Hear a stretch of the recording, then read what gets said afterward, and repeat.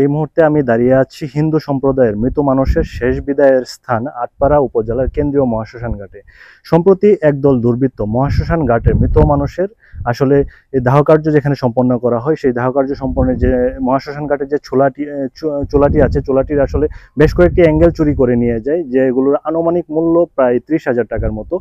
এই যে চুলার অ্যাঙ্গেলগুলো চুরি করে নেওয়া হয়েছে, এগুলোকে আসলে চুরি বলা যায় না, এগুলোকে বলতে হয় যে আমাদের সামাজিক এবং ধর্মীয় মূল্যবোধের অবক্ষয়। এই অ্যাঙ্গেলগুলো চুরি যাওয়ার কারণে বর্তমানে আসলে এই মহাশ্মশান ঘাটে হিন্দু সম্প্রদায়ের মানুষ যারা আছেন তাদের দাহকার্য সম্পন্ন করা আসলে সম্ভব হচ্ছে না, এটি ব্যাহত হচ্ছে।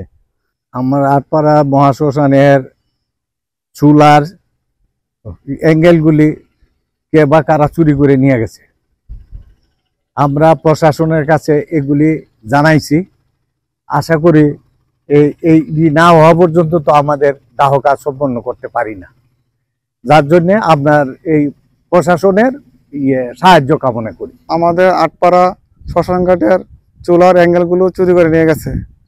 আমরা প্রশাসনের কাছে দাবি জানাই, চোরদেরকে তারা আইনের আওতায় এনে বিচার সম্মুখীন করুক এবং আমাদের চুলাগুলো যাতে নতুন করে করতে পারি, এই জন্য প্রশাসনের কাছে আমরা সহযোগিতা কামনা করি। আমরা রড চুরির কারণে সত্যের কাজটা করতে পারতাছি না, প্রশাসনের কাছে আমরা সহযোগিতা চাই। হ্যাঁ, এই যে শ্মশান ঘাটের রড চুরি হওয়ার কারণে আমাদের যে মরাদেহর কাজ করতে পারতাছি না, আমরা আইন প্রশাসনের কাছে দাবি জানাই।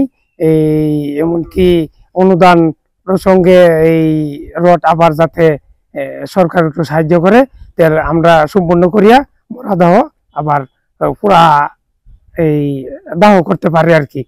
স্থানীয়দের প্রত্যাশা, উক্ত ঘটনার সাথে যারা জড়িত তাদেরকে দ্রুত আইনের আওতায় আনা এবং এই যে কাজটির কারণে বর্তমানে যে হিন্দু সম্প্রদায়ের আসলে দাহকার্য ব্যাঘাত ঘটেছে, সেটি সমাধানে নেত্রকোনা জেলা প্রশাসন সাহায্যের হাত বাড়িয়ে দিবে, এমনটাই প্রত্যাশা। নেত্রকোনার আটপাড়া উপজেলা থেকে ইবাদ হোসেন, NTV অনলাইন।